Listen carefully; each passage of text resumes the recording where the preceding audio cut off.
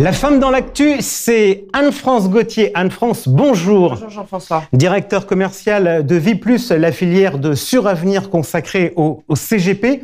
On va parler de Vie+, et je voudrais, début septembre, c'était la rentrée scolaire, un peu plus tard, il y a eu la rentrée universitaire. Je voudrais qu'on parle éducation, parce qu'il y a un sujet que vous avez développé au sein de Vie+, c'est Vie+ Campus. Pourquoi cette importance sur ce sujet-là ? Il y a quelque temps, 4 ans je crois, il a été imposé au CGP de faire 15 heures de formation obligatoire dans le cadre de DDA, entre autres, tous les ans. Et donc on a essayé de faire de cette contrainte une force, et donc on offre à ses partenaires CGP leurs 15 heures de formation sur 2 journées complètes, avec FI-droit en règle générale. On a plusieurs thèmes en fait, on décline ça en région, on fait des Vie+ Campus dédiés, on fait un Vie+ Campus thématique, qui est encore un tout petit peu différent et qui est national, et puis c'est quelque chose qu'on fait encore évoluer cette année, puisqu'on veut aller plus loin dans la formation, avec ce Vie+ Campus donc, qui a été, on va dire, moins opérationnel, qu'on a appelé thématique, dans lequel il y avait quelqu'un qui construisait un portefeuille, un économiste, des avocats, etc. Donc c'est un format un peu différent. Et puis là, en novembre, on fait un pilote avec un Vie+ Campus option immobilière. Donc là, c'est la veille, une demi-journée supplémentaire qui va être assurée par la référence Pierre, Isimo, de façon à pouvoir permettre à l'ensemble de nos partenaires CGP de conserver leur carte T et d'avoir sur 3 ans leurs 15 heures liées spécifiquement à la carte T.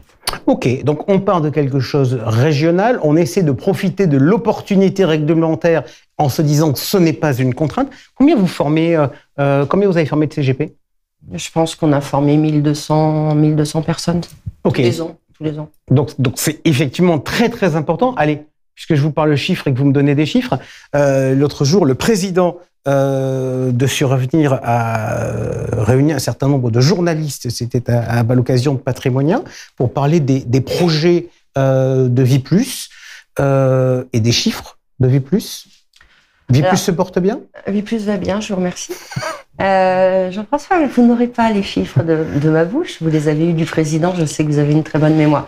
Ce que je vais dire, non, c'est que là, on est en train de passer au titre uniquement de Vie+, les 10 milliards en cours. Une collecte qui est en très légère progression par rapport à l'année dernière, mais qui était une année excellente. Donc tout va bien. Au niveau des chiffres, sinon, on peut dire qu'on a beaucoup recruté pour pouvoir permettre un maillage territorial important. Donc, dans chacune des régions, il y a de nouvelles personnes. Et un deuxième axe, c'est qu'on investit beaucoup sur l'ensemble des outils. Ok. Le chiffre qui avait été donné, c'était aux alentours de 2 milliards sur l'exercice, sur la collecte. Je reviens maintenant sur les CGP, qui sont au cœur de votre métier. Pour vous, quelles sont leurs attentes principales ? C'est du produit ou c'est du service ? Le produit est un prérequis.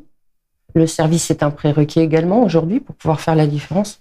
Et la différence, elle va être dans comment est-ce que j'ai le service, justement. Donc le service, ça va être tout ce qui accompagne l'ensemble des éléments, on va dire à faible valeur ajoutée pour le CGP, de façon à libérer pour le CGP du temps de génération de conseils et de confiance. Donc notre objectif, nous, en tant que Vie+, c'est de devenir la référence sur tous les items qui sont importants pour le CGP. On vient de parler de la formation sur l'ensemble des Vie+ Campus. Il y a l'information aussi, c'est important. Il ne faut pas en faire trop, il ne faut pas en faire pas assez, et il faut être précis. Il y a également l'ensemble des services digitaux. On en a parlé avec un gros investissement du groupe au sein du digital. Aujourd'hui, de mémoire, on a 68% de nos souscriptions qui sont faites via le digital et 42% de l'ensemble des actes arbitrage et rachat qui sont faits en digital. Ok, je voudrais, là on dit des choses, on pourrait dire que on globalise les choses. On sait que la population des CGP, elle est très hétérogène. Comment vous traitez cette hétérogénéité ? Alors on a essayé de voir, c'est encore en chantier, work in progress, on a essayé de voir quelles étaient les grandes typologies de CGP et on va redévelopper ce qu'on appelle une écoute un petit peu différente avec à chaque fois un directeur régional qui sera responsable d'un ensemble de CGP avec des besoins spécifiques de façon à être certain de pouvoir au fur et à mesure continuer à apporter à l'ensemble des CGP en fonction de leurs différentes attentes l'ensemble des services dont ils ont besoin. Vous nous avez donné tout à l'heure des chiffres concernant le digital, concernant le nombre d'actes qui avaient été faits. Où est-ce que vous en êtes sur la signature électronique ? Parce que si on veut une chaîne parfaite, il faut qu'on ait une vraie signature électronique. Alors, on est digitaux du début à la fin depuis très longtemps, mais on est encore en train de simplifier La signature électronique, donc actuellement, on est en train de redéployer le portail transactionnel qui s'appelle Oriadis. Et dès qu'il sera redéployé sur l'ensemble des cabinets, on aura une vraie signature électronique encore simplifiée par rapport à ce que vous pouvez avoir l'habitude de voir aujourd'hui sur notre site transactionnel. Vous nous m'avez dit tout à l'heure, le produit, c'est un prérequis. Je voudrais qu'on parle un peu produit sur un certain nombre de sujets. Premier sujet, on va prendre le fonds en euros. Quelle est la stratégie de la maison? Vous donnez des bonus aujourd'hui? Alors effectivement, on a souhaité pouvoir proposer des solutions financières au CGP de façon à pouvoir faire face aux solutions bancaires, hein, très clairement. Donc on peut avoir tout à fait depuis le début de l'année des parties qui sont bonifiées avec un certain nombre, par exemple, un certain taux d'UC. On a aussi un peu plus de 100% fonds euros qu'on en avait auparavant, parce que avec les taux qu'on a aujourd'hui, c'est important pour le client de pouvoir se projeter un peu différemment. Il y a un an, vous lanciez une gamme, c'était la gamme Tremplin, avec des actifs non cotés, non pas du côté immobilier, mais du côté financier. Oui. Elle fonctionne comment? Elle fonctionne plutôt bien. Après, il y a toute la pédagogie qu'il faut faire autour. On a ajouté là 2 nouveaux fonds, un avec Tikehau, entre autres, de façon à pouvoir offrir cet effet de levier supplémentaire qu'est le FCPR via le non-coté à l'ensemble de nos partenaires CGP. Ça va pas être le fonds de l'allocation d'actifs. En revanche, on voit que c'est un effet de levier pour certains clients plus avertis. Ok, on connaît votre engagement sur les valeurs responsables. J'ai envie de vous entendre. Vous avez sur le sujet dont on parlait il y a de cela quelques instants dans le journal décalé de Georges Delataille, SFDR 8 et 9. L'Europe est prête à changer. Ça vous inspire quoi? Nous avons décidé il y a 2 ans de ne prendre que des 8 et 9. C'est une décision du groupe. Le groupe est la seule banque entreprise à mission. Donc c'est important pour nous. Dans nos valeurs, il y a agile, visionnaire et engagé. Donc l'engagement, c'est auprès des CGP, mais c'est aussi auprès de la planète. C'est un peu pompeux, mais c'est auprès de la planète. Uniquement des 8 et 9. Et puis une volonté d'emmener les gens vers une meilleure compréhension. Il est évident qu'on ne pourra pas aider à la décarbonisation, à l'assainissement, j'allais dire en règle générale, de l'ensemble de la planète si les flux financiers ne sont pas là pour ça. Donc notre rôle, c'est aussi d'être ambassadeur de ce sujet-là. Ok, si on regarde les sujets réglementaires, il y a aujourd'hui des débats sur les unités de compte et les frais des unités de compte. Vous allez faire un gros ménage dans votre offre? On va faire comme tous les assureurs. On a une grille qui nous a été communiquée par France Assurance. Alors, on entend dire beaucoup de choses qui sont parfois un peu erronées autour de ça. Donc, c'est bien une grille qui nous a été communiquée. C'est pas nous qui décidons. Elle est publique d'ailleurs. Elle est publique, exactement. Parce qu'on a entendu les assureurs ont décidé entre eux. Alors, pas du tout. C'est une grille qui nous est imposée. Elle a été arrêtée au 31 décembre 2021 de mémoire, avec des catégories d'actifs, des frais à ne pas dépasser en fonction de performance. Est-ce qu'on justifie, est-ce qu'on justifie pas?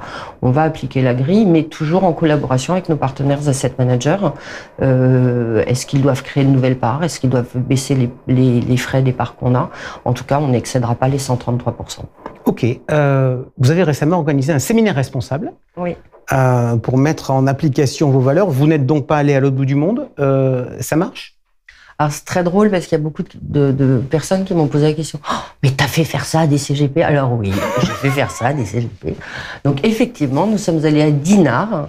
Donc on n'a pas eu besoin de prendre des jets privés et nous avons nettoyé la plage de Dinard, alors un petit morceau, avec des CGP. Oui, on a fait faire ça. Mais elle est sale, la plage de Dinard? Alors elle est très très propre, la plage de Dinard, et pour autant, donc c'est 1670 morceaux de verre, 467 mégots, etc., etc.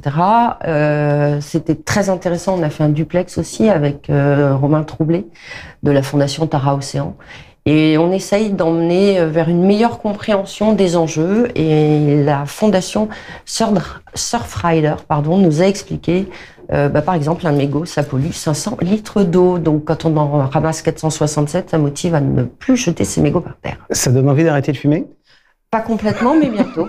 Ok. Est-ce que vous avez d'autres projets de cette nature dans les cartons? Oui, on a beaucoup de projets autour de ça. Ce qui est amusant, c'est que, comme je le disais tout à l'heure, beaucoup m'ont dit « Oh, mais c'est pas possible, un CGP, ça l'intéresse pas de faire ça. » Et en fait, on a eu des gens ravis, donc on va continuer à développer. Il n'y aura pas que des nettoyages de plage, mais je réserve quelques surprises pour la rentrée. Eh bien, je compte sur vous pour venir nous en parler. Merci beaucoup Anne-France Gauthier d'avoir été avec nous. Tout de suite, on attaque notre édition spéciale sur les SCPI.